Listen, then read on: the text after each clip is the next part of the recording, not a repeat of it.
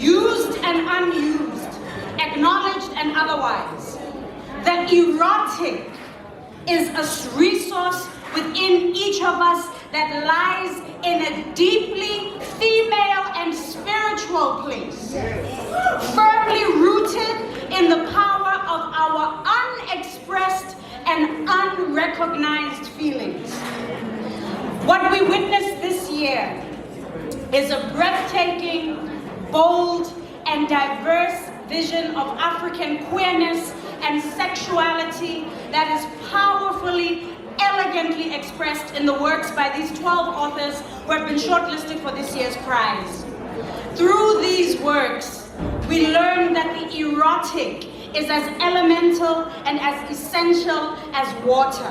The erotic lives in the unmistakable flavors of our cuisine, in the rousing caresses of our hymns, and in the life-giving warmth of our bodies. There is a reason why in the indigenous languages for breath is the same word for spirit, is the same word for air, is the same word for soul more, yeah? The soul force is essential to the survival of all things, and the erotic is impossible without it. In contrast to this, our erotic expression has been placed in a chokehold by religion and by Western dogma, stuffing the erotic, which is infinite, into confining and contradictory boxes that leave no room for understanding how an African granny in a small town or village can be a husband in her household, and that their family will find a way to ensure that children are conceived in a union between two women, as they always have. These boxes are being broken every day before our eyes as the decolonization of African spirituality forces us to reckon with the fact that a traditional context for male gogos and female ketas exists and is not new. The erotic is as political and as violent as sexual assault in the workplace. The erotic is as urgent and enduring as the incessant crisscrossing of borders by Africans in search of better lives. The erotic makes homes in our mother tongues for identities and sexualities that do not conform to the colonially imposed binaries that this continent is now addicted to. Be honored after death, like a grueling passage through the desert where every orifice swallows sand until the sand ultimately swallows you. When African lives endure such suffering, it calls to question the very notion of this place we call home. The erotic lives in the queer ancestors who have come before us, in the misfits who have been misinterpreted and erased. It lives in their tenderness, in their rebellion, in their refusal to care what others said or thought about them. It lives in the insults that they bore, that we turn to and wear as blankets of pride when we must face our own storms of backlash. All of the narratives that I've shared with you come from the 12 shortlisted works, each one depicting a multi-layered landscape of inner and outer resistance. I am particularly moved by the consistent theme of languishing and longing that is present in each of these works. What is the longing that we experience when we abandon the self for the small euphoria we feel when the promise of connection to another presents itself? What happens when we ache for connection to someone who has not fully connected to themselves? What is the fracturing that occurs in this kind of love? Who is the villain when misogyny and homophobia do not allow marginalized genders the freedom to fully self-actualize? Because so many of us, whether as the oppressor or the oppressed, are forced to love as unhealed, abbreviated versions of ourselves. Through these shortlisted works, we learn that in the depths of suffering, love endures. A tender lifeline of humanity that survives even after the body has perished. We learn that at the height of power, abuse also persists. A corrupt political figure who takes sexual advantage of a widow in front of her child and sells the world an image of himself as a savior of refugees. The fragility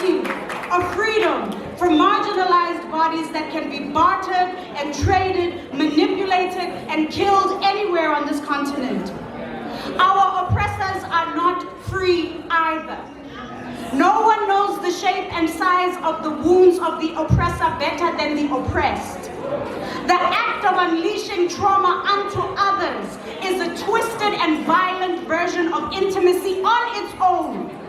As we live through a world mutating through changes like a virus trying to stay alive, what are we being asked to let go of as we watch our understandings of governance, capitalism, patriarchy, and gender collapse before our very eyes? We are living through a series of interconnected, simultaneous revolutions.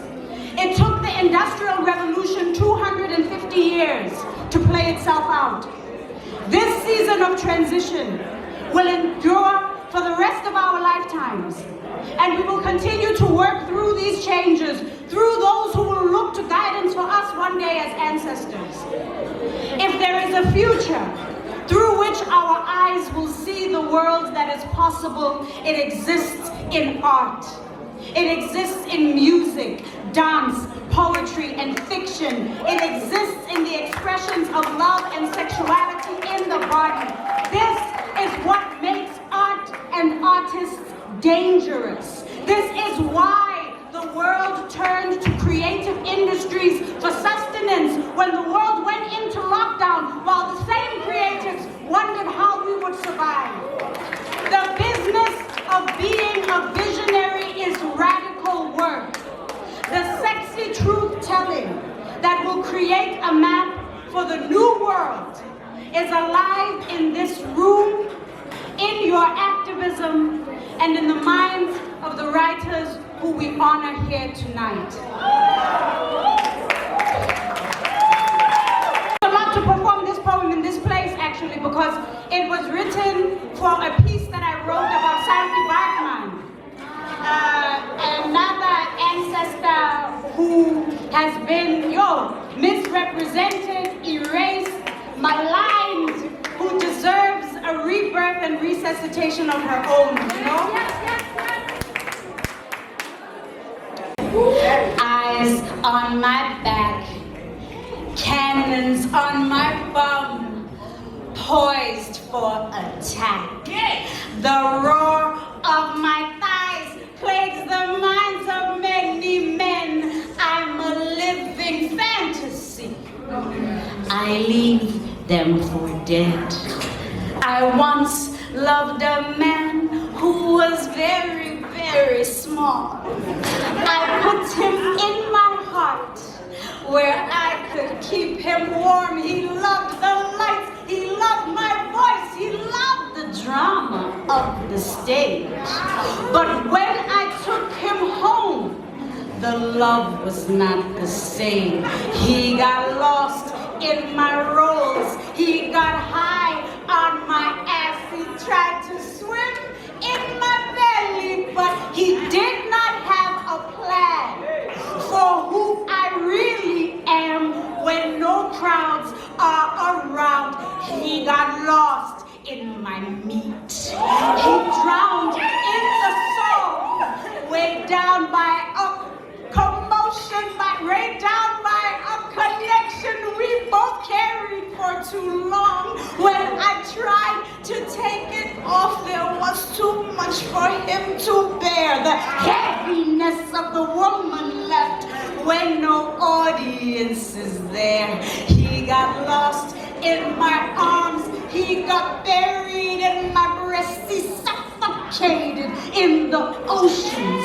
I carry in my chest. He got lost in our home. He crawled out into the streets. He got lost between the bones of women skinnier than me. How many years did I try to hold him in the folds of my flesh? How many years of searching until my sanity left? It takes guts. It takes tears. It takes a fuck shit mentality to know that I am worthy when every eye screams freak. I sing because there's a war being fought over my body, my small love versus usindwa ngamasende la endlini.